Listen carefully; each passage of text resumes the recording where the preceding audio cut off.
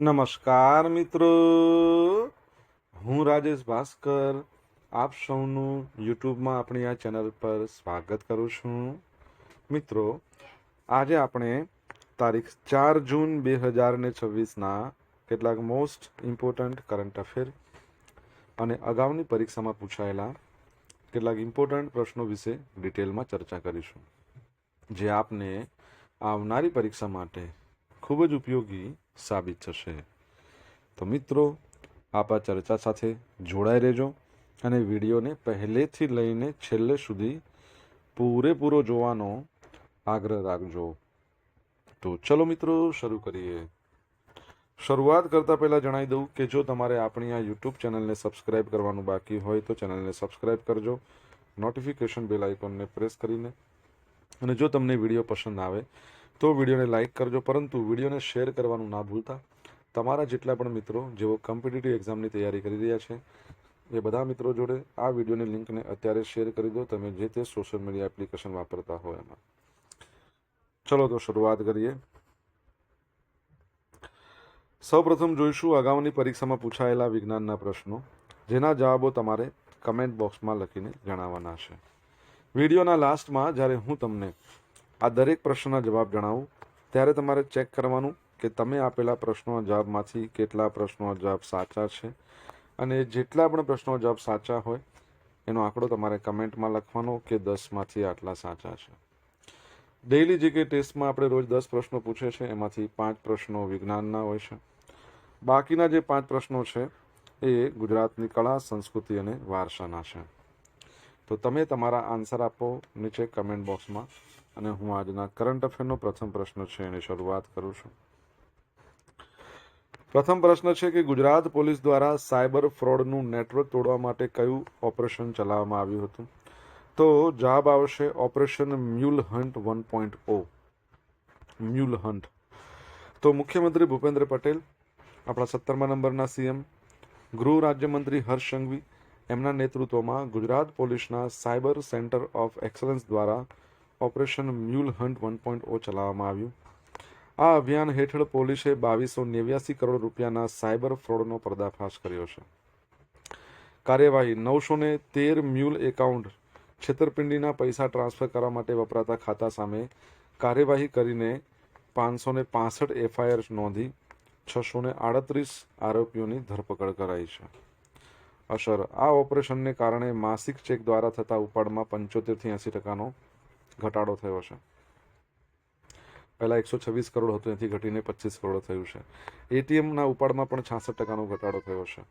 Technology: હવે આરબીઆઈના માર્ગદર્શન હેઠળ આર્ટિફિશિયલ ઇન્ટેલિજન્સ આધારિત રિસ્ક જે સ્કોરિંગ પ્રણાલી છે અમલમાં મૂકવામાં આવશે, અને શંકાસ્પદ ખાતાઓની માહિતી માટે મ્યુલ હન્ટર .ai આવી રજિસ્ટ્રી બનાવવામાં આવી છે.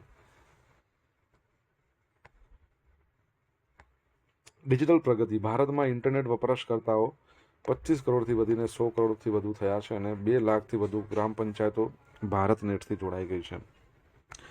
પોલીસની વાત આવી, તમને ખબર છે કે આપણે પોલીસને કોઈની ફરિયાદ કરવી હોય તો 112 નવો નંબર આવી ગયો છે, પરંતુ પોલીસ વિરુદ્ધ ફરિયાદ કરવી હોય તો કયો નંબર છે? ને આપણા ગુજરાતના નવા ડીજીપી તમને ખ્યાલ જ છે કોણ બન્યા છે? KLN રાવ.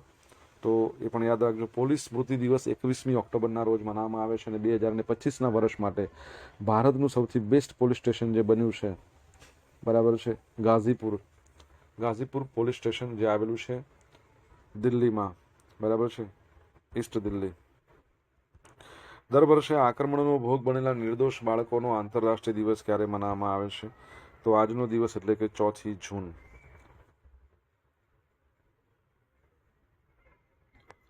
દર વર્ષે 4 જૂનના રોજ વિશ્વભરમાં આક્રમણનો ભોગ બનેલા નિર્દોષ બાળકોનો આંતરરાષ્ટ્રીય દિવસ મનાવવામાં આવે છે. શરૂઆત યુનાઇટેડ નેશન્સ દ્વારા 1982માં આ દિવસની જાહેરાત કરવામાં આવી હતી, જેનો મુખ્ય હેતુ યુદ્ધ, હિંસા, શોષણના કારણે પીડાતા નિર્દોષ બાળકોના અધિકારોનું રક્ષણ કરવું. લક્ષ્ય: યુનાઇટેડ નેશન્સના સસ્ટેનેબલ ડેવલપમેન્ટ ગોલ એ અંતર્ગત 2030 સુધીમાં બાળકો સામેની તમામ હિંસાનો અંત લાવવાનો સંકલ્પ છે. બાળકોની વાત આવી તો તમને ખબર છે કે આપણા ભારતમાં બાળ દિનની ઉજવણી ક્યારે થાય છે? 14મી નવેમ્બર. ગુજરાતની વાત કરીએ તો 15મી નવેમ્બર છે, જેને વીર બાળ દિવસ કહેવાય, બાળ વાર્તા દિવસ કહેવાય છે. મુછાળી મા તરીકે ઓળખાતા ગીજુભાઈ બધેકાનો જન્મદિવસ. હવે વીર બાળ દિવસની તમને વાત કરો એ આવે છે, આપણે ક્યારે મનાવીએ છીએ? વીર બાળ દિવસ 26મી ડિસેમ્બર. તમારા માટે પ્રશ્ન, યુનિવર્સલ ચિલ્ડ્રન્સ ડે આપણે ક્યારે મનાવીએ છીએ? કમેન્ટમાં લખજો. પ્રખ્યાત ઉર્દુ શાયર બશીર બદ્ર છે, એમનું 91 વર્ષની વયે અવસાન થયું છે.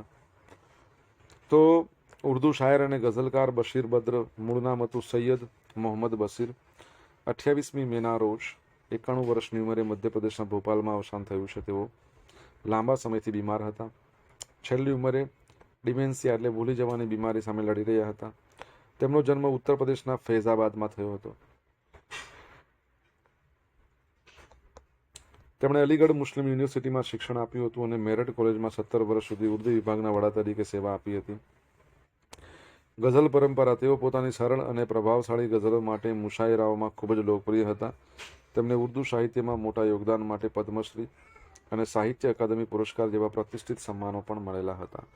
તમને ખ્યાલ હશે, આપણે અગાઉ ભણ્યા હતા કે વિશ્વવિખ્યાત પ્લેબેક સિંગર આશા ભોસલે, એમનું અવસાન થયું હતું. તમારા માટે પ્રશ્ન એ છે કે એમને દાદા સાહેબ ફાળકે પુરસ્કાર કયા વર્ષમાં આપવામાં આવ્યો હતો? મિત્રો, વિડીયો પસંદ આવ્યો હોય, ભણવાની મજા આવી હોય તો વિડીયોને લાઇક કરો, તમારા મિત્રો જોડે વિડીયોની લિંકને શેર કરો. આપણી બંને યુટ્યુબ ચેનલ રાજેશ ભાસ્કર 2ને સબસ્ક્રાઇબ કરવાનું બાકી હોય તો સબસ્ક્રાઇબ કરો, નોટિફિકેશન બેલ આઇકોનને પ્રેસ કરીને. જો તમારે ડેલી કરંટ અફેરની પીડીએફ જોઈતી હોય તો આપણી ટેલિગ્રામ ચેનલને જોઈન કરી લો. ડેલી કરંટ અફેરની પીડીએફ તમને મળશે, સાથે તમને પોલ્સ પણ રમવા મળશે. જૂન 2026માં સીબીએસઈના નવા ચેરપર્સન તરીકે કોની નિમણૂક કરવામાં આવી છે? તો લોખંડે પ્રશાંત સીતારામ. તો કેન્દ્ર સરકાર દ્વારા CBSE central board of secondary એજ્યુકેશનના ઉચ્ચ વહીવટી સ્તરે મહત્વના ફેરફારો કરવામાં આવ્યા છે, જે અંતર્ગત બોર્ડના નવા ચેરપર્સન અને સેક્રેટરીની નિમણૂક કરવામાં આવી છે. નવા ચેરપર્સન બની ગયા છે વરિષ્ઠ આઈએએસ અધિકારી લોખંડે પ્રશાંત સીતારામ. બરાબર છે. 2001ની બેચના એજીએમયુટી અરુણાચલ પ્રદેશ, ગોવા, મેઘાલય યુનિયન ટેરેટરી કેડરના તેઓ આઈએએસ અધિકારી છે. આની પહેલાં તેઓ શું કરતા હતા? તો ગૃહ મંત્રાલય હેઠળના ગૃહ વિભાગમાં એડિશનલ સેક્રેટરી તરીકે સેવા આપતા હતા. તેઓ કોનું સ્થાન લેશે? રાહુલ સિંહ. નવા સેક્રેટરીની વાત કરીએ તો વરુણ ભારદ્વાજને સીબીએસઈના નવા સેક્રેટરી બનાવવામાં આવ્યા છે. તેઓ 2008ની બેચના આઈઆઈએસ ઇન્ડિયન ઇન્ફોર્મેશન સર્વિસ અધિકારી છે. હિમાંશુ ગુપ્તાનું તેઓ સ્થાન લેશે. સપ્ટેમ્બર 19, 2027 સુધી પદ પર રહેશે. હવે નિમણૂક પાછળનું કારણ શું છે? નવી નિમણૂક શા માટે જરૂર પડી? તો આ ફેરફારો એવા સમય કરવામાં આવ્યો છે કે સીબીએસઈની on screen marking system digital મૂલ્યાંકન પદ્ધતિ વિવાદોમાં ઘેરાયેલી છે. સીબીએસઈએ શું કર્યું છે કે જે બોર્ડની એક્ઝામ હોય છે એના માટે એમણે એક નવી સિસ્ટમ લાવ્યા હતા, જેને કહેવાય છે ઓન સ્ક્રીન માર્કિંગ સિસ્ટમ. એટલે એમાં શું કરવામાં આવે કે જેટલા પણ બાળકો છે, જેટલા વિદ્યાર્થીઓ છે જેઓ એક્ઝામ આપે છે, એમની જે ઉત્તરવહીઓ હોય, આન્સર શીટ હોય, એને બહુ જબરજસ્ત લેટેસ્ટ કહી શકાય સ્કેનર્સ હોય છે, જેનાથી સ્કેન કરવામાં આવે, બહુ ફટાફટ સ્કેન થાય. એ જે સ્કેન થયેલી ઉત્તરવહીઓ હોય, આન્સર શીટ, એ પછી શું તે બધા જે પણ શિક્ષકો છે એને ડિજિટલ પેનના મદદથી ચેક કરે. હવે આમાં આ સિસ્ટમમાં શું થાય કે સપોઝ ટોટલ મારવાનું થાય છે ને, ઓટોમેટિકલી કાઉન્ટ થઈ જાય. સપોઝ પહેલા, બીજા, ત્રીજા, ચોથા પ્રશ્ન, પાંચમા પ્રશ્નમાં જે માર્ક્સ હોય એ ઓટોમેટિક આગળ તમે લખો એટલે ઉપર કાઉન્ટ થઈ જાય. પ્લસ બીજું કે કોઈ પ્રશ્ન તમે છોડી ના શકો. પરંતુ એમાં બહુ જ પ્રોબ્લેમ થતો હતો. ઘણા બધા વિદ્યાર્થીઓ કહેતા હતા કે જે સ્કેન કરેલું હતું એમાં પ્રોપરલી સ્કેનિંગ નહોતું દેખાતું, એમાં ઝાંખું આવેલું હતું. ઘણા બધા વિદ્યાર્થીઓ કહેતા હતા કે આ પોતાનું પ્રશ્ન મતલબ આન્સર શીટ છે જ નહીં. ઘણા બધાને એવું થયું હતું કે ઘણા જે આન્સર શીટમાંથી ઘણા બધા પ્રશ્નો અને એના આન્સરમાં બધું મિસ થયું હતું. તો આ બધા વિવાદો થયા હતા. એના કારણે રાહુલ સિંહને શું કર્યું? પોસ્ટ પરથી હટાવવામાં આવ્યા. વિદ્યાર્થીઓ અને વાલીઓ દ્વારા મૂલ્યાંકનમાં વિસંગતતાઓ અને ટેકનિકલ ખામીઓની ફરિયાદ બાદ સરકારે નિર્ણય લીધો છે. તાજેતરમાં જાહેર થયેલા ડેટા અનુસાર ઓપરેશનલ ડેટા સેન્ટર ક્ષમતામાં ભારત એશિયા પેસિફિક ક્ષેત્રમાં કયા નંબર પર છે? તો ભારત સેકન્ડ નંબર પર છે. તો 27મી મેના રોજ જાહેર થયેલા અહેવાલ મુજબ ભારત 1.6 ગીગાવોટની ઓપરેશનલ ક્ષમતા સાથે એશિયા પેસિફિક એ ક્ષેત્રમાં ડેટા સેન્ટર ક્ષમતાની બાબતમાં બીજા નંબરે છે. આ ઉપરાંત ભવિષ્યના આયોજનની બાબતમાં ભારત વિશ્વના ટોચના 3 બજારોમાં સામેલ છે, જેમાં 3.1 ગીગાવોટ ક્ષમતા ધરાવતા ડેટા સેન્ટર હાલ બાંધકામ હેઠળ અથવા તો આયોજનના તબક્કામાં છે. નંબર 1 પર કોણ હશે? તો તમને ખબર પડી ગઈ છે, એશિયાની વાત છે, ચાઇના છે. મુખ્ય હબ મુંબઈ છે ને, એ ભારતની અંદર ડેટા સેન્ટરનું સૌથી મોટું કેન્દ્ર છે. 2026ના અંત સુધીમાં તે એકલું જ 1 ગીગાવોટની ક્ષમતા વટાવી જશે એવો અંદાજ છે. ગૌણ બજાર હૈદરાબાદ સમગ્ર એશિયા પેસિફિક ક્ષેત્રમાં પ્રથમ અને વૈશ્વિક સ્તરે 9મા ક્રમે છે. નવી નીતિ draft national data centre policy 2025 હેઠળ ડેટા સેન્ટર ક્ષેત્ર માટે 20 વર્ષ સુધી ટેક્સ મુક્તિ આપવાની દરખાસ્ત કરવામાં આવી છે. 20 વર્ષ સુધી. વૃદ્ધિના કારણો એઆઈ, એનો વધતો જતો ઉપયોગ, ક્લાઉડ વિસ્તરણ, આ બધું ઝડપી વૃદ્ધિના મુખ્ય કારણો કહી શકાય.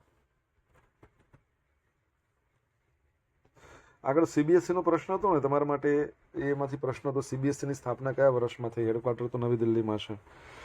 પોપ વેટિકન વિભાગની અંદર પ્રથમ સામાન્ય મહિલાની નિમણૂક કરી છે. તો પોપ લિયો છે ને 14મા નંબરના, એમણે શું કર્યું? 2 જૂનના રોજ, 2 જૂન એટલે તમને ખ્યાલ હશે કે આપણે તેલંગણા રાજ્ય દિવસ તરીકે મનાવીએ છીએ. તો મારિયા મોન્ટસેરાત અલ્વારાડો એની વેટિકનના સંચાર વિભાગના વડા તરીકે નિમણૂક કરી છે. કોને? પોપ લિયો. એમનું એકચ્યુઅલ નામ કોઈને ખબર હોય તો કહી શકો છો કમેન્ટમાં લખીને. તેઓ આ પદ મેળવનાર પ્રથમ સામાન્ય એટલે બિનધાર્મિક મહિલા છે. કેવા છે? બિનધાર્મિક. અને 1 નવેમ્બરથી પદ સંભાળશે. સંચાર વિભાગ, આ વિભાગની સ્થાપના 2015માં પોપ ફ્રાન્સિસ દ્વારા કરવામાં આવી હતી. વેટિકન રેડિયો અને ન્યૂઝની દેખરેખ રાખે છે. ભૂમિકા, આ વિભાગ રોમન કુરિયા વેટિકન વહીવટીતંત્ર એનો મુખ્ય ભાગ છે. મારિયા અલ્વારાડો, તેઓ મેક્સિકન અમેરિકન મીડિયા એક્ઝિક્યુટિવ છે અને અગાઉ EWTN ન્યૂઝના વડા રહી ચૂક્યા છે. ઓકે. સોશિયલ મીડિયાના માધ્યમથી મારી સાથે તમે કનેક્ટ રહી શકો છો. ઇન્સ્ટા આઈડી છે rajesh.i.bhaskar. ફેસબુક આઈડી છે આપણું RI ભાસ્કર, અને આપણી જે ટેલિગ્રામ ચેનલ છે એ કઈ છે? રાજેશ ભાસ્કર, જ્યાં તમને ડેલી કરંટ અફેરની PDF મળશે અને પોલ્સ પણ રમવા મળશે. જો ભણવાની મજા આવી હોય તો વિડીયોને લાઇક કરી દો, તમારા મિત્રો જોડે વિડીયોની લિંકને શેર કરી દો. ચેનલ સબસ્ક્રાઇબ કરવાની બાકી હોય તો સબસ્ક્રાઇબ કરો, નોટિફિકેશન બેલ આઇકોનને પ્રેસ કરીને.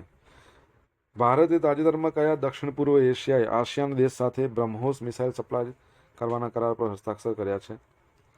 તો જવાબ રહેશે વિયેતનામ. ભારતે વિયેતનામ સાથે બ્રહ્મોસ મિસાઇલ વેચવાના કરાર પર હસ્તાક્ષર કર્યા છે. આ સાથે ઇન્ડોનેશિયા સાથે પણ આવો જ કરાર અંતિમ તબક્કામાં છે. આ પગલાથી ભારતની સંરક્ષણ નિકાસને મોટો વેગ મળશે. સત્તાવાર જાહેરાત. સિંગાપુરમાં યોજાયેલા સાંગ્રીલા ડાયલોગમાં ભારતના સંરક્ષણ સચિવ રાજેશ કુમાર સિંઘ, તમને ખબર હોવી જોઈએ કે હવે DRDOના અધ્યક્ષનો વધારાનો ચાર્જ પણ એમણે સંભાળી રહ્યા છે, એમણે માહિતી આપી હતી.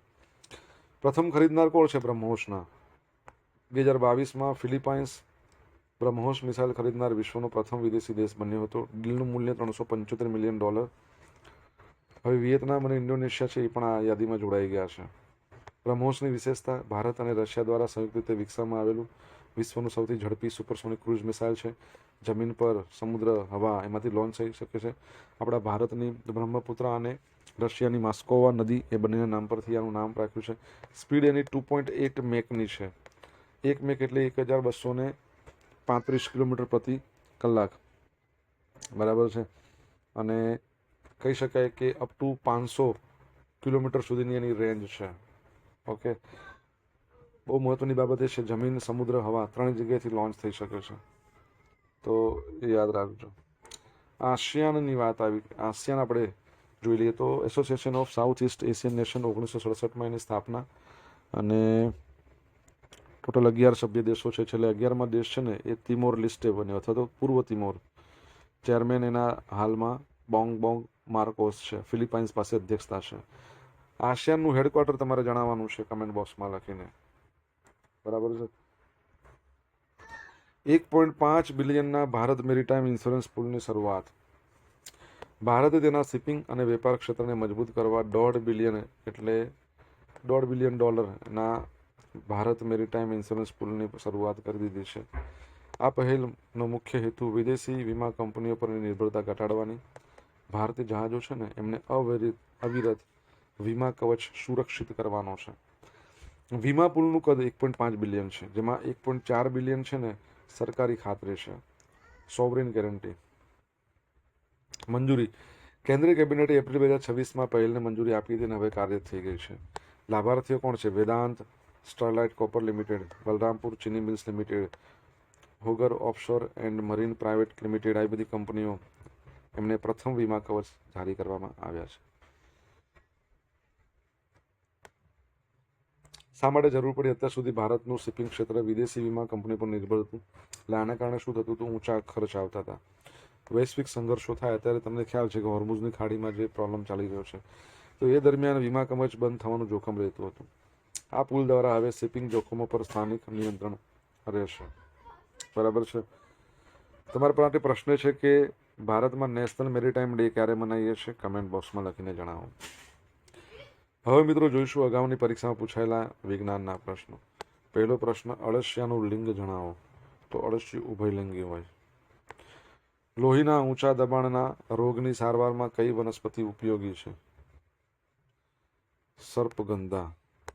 પાણીમાં અંશતઃ ત્રાસી ડૂબેલી પેન્સિલ વાંકી દેખાવાનું કારણ પ્રકાશનું વક્રીભવન. વાતાવરણમાં કાર્બન ડાયોક્સાઇડ વાયુનું પ્રમાણ 0.03, પરીક્ષામાં 0.04 હોય તો પણ લખી દેવાનું. એડિસ મચ્છરના કરડવાથી નીચેના પૈકી કયો રોગ થાય છે? ડેન્ગ્યુ. બરાબર છે.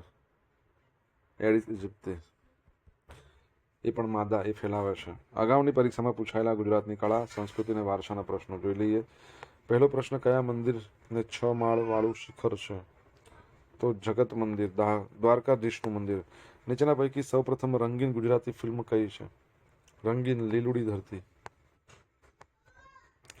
ગુજરાતના કુમુદની લાખિયા કયા ક્ષેત્ર સાથે સંકળાયેલા છે? તો નૃત્ય કલા. વારલી એ કઈ કળા છે? તો ચિત્રની કળા છે. કઈ છે? ચિત્ર. ગુજરાતનો સૌથી લાંબો ચાલતો ઉત્સવ? નવરાત્રિ. શું છે? નવરાત્રિ. દ્વિગુ સમાસ. નવરાત્રિ. ગઈકાલે પૂછેલા પ્રશ્નનો જવાબ જોઈ લઈએ. કઈ ટીમે IPL 2026નું ટાઇટલ જીતી સતત 2 વર્ષ ચેમ્પિયન બનવાનું ગૌરવ મેળવ્યું છે? તો રોયલ ચેલેન્જર્સ બેંગલુરુ. કોને હરાવ્યું છે? ગુજરાત ટાઇટન્સને હરાવ્યું છે. રજત પાટીદાર એના કેપ્ટન હતા. ભારતના નવા 18મા રેલવે ઝોનનું નામ શું છે? દક્ષિણ કોસ્ટ રેલવે. સાઉથ કોસ્ટ રેલવેનું હેડક્વાર્ટર આવેલું છે વિશાખાપટ્ટનમમાં. હવે મિત્રો આજે પૂછેલા પ્રશ્નોના જવાબ જોઈ લઈએ. પહેલો પ્રશ્ન હતો, પોલીસની સામે ફરિયાદ કરવી હોય તો 14449 નંબર પર કોલ કરવાનો. સેકન્ડ પ્રશ્ન છે, યુનિવર્સલ ચિલ્ડ્રન્સ ડે ક્યારે મનાવવામાં આવે છે? 20 નવેમ્બરના રોજ. ત્રીજો પ્રશ્ન, આશા ભોસલેને દાદા સાહેબ ફાળકે પુરસ્કાર કયા વર્ષમાં મળ્યો? 2000. અને પદ્મ વિભૂષણ 2008. ચોથા નંબરનો પ્રશ્ન હતો, CBSE છે એની સ્થાપના ક્યારે થઈ?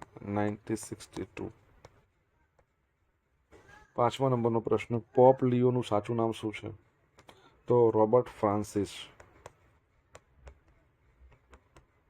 Robert Francis. બરાબર છે. છઠ્ઠા નંબરનો પ્રશ્ન, ASEAN association of south east Asian Nations એનું હેડક્વાર્ટર ક્યાં છે? જાકાર્તામાં છે, ઇન્ડોનેશિયાનું. આ જકાર્તા હાલમાં વિશ્વમાં સૌથી વધારે વસ્તી ધરાવતું શહેર છે. સેકન્ડ નંબર પર ઢાકા છે. થર્ડ નંબર પર ટોક્યો છે. સાતમા નંબરનો પ્રશ્ન, ભારતમાં નેશનલ મેરીટાઈમ ડે ક્યારે મનાવવામાં આવે છે? ક્યારે ઉજવવામાં આવે છે? 5 એપ્રિલ.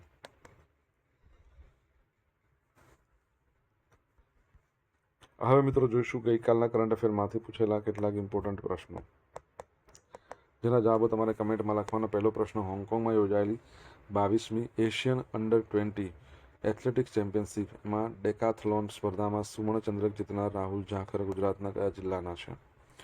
સેકન્ડ પ્રશ્ન, જૂન 2026માં BRICS disaster risk reduction group, બરાબર, ડિઝાસ્ટર રિસ્ક રિડક્શન ગ્રુપની બેઠક ક્યાં યોજાશે? જો તમને જવાબ આવડે તો કમેન્ટ બોક્સમાં લખીને જણાવજો. આ હતા આજના દિવસના કેટલાક મોસ્ટ ઇમ્પોર્ટન્ટ કરંટ અફેર અને અગાઉની પરીક્ષામાં પૂછાયેલા કેટલાક ઇમ્પોર્ટન્ટ પ્રશ્નો એના જવાબોની સાથે. આશા રાખું બધાને ભણવાની મજા આવી હશે. મજા આવી તો વિડીયોને લાઇક કરી દો, તમારા મિત્રો જોડે વિડીયો લિંકને શેર કરો. આપણી બંને યુટ્યુબ ચેનલ રાજેશ ભાસ્કર 2 તમારે જો સબસ્ક્રાઇબ કરવાની બાકી તો સબસ્ક્રાઇબ કરો, નોટિફિકેશન બેલ આઇકોનને પ્રેસ કરીને. તો મિત્રો thank you so much for watching this video. Have a nice day. જય હિન્દ, જય ભારત, જય જય ગરવી ગુજરાત.